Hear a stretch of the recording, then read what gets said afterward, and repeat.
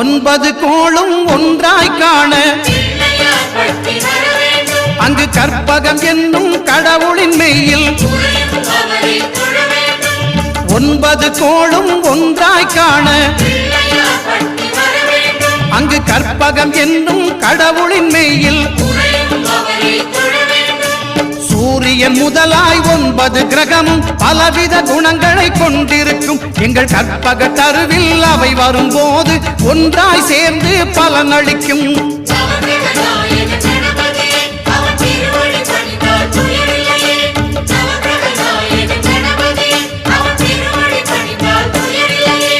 ஒன்பது கோளும் ஒன்றாய் காண அங்கு கற்பகம் என்னும் கடவுளின் மெய்யில்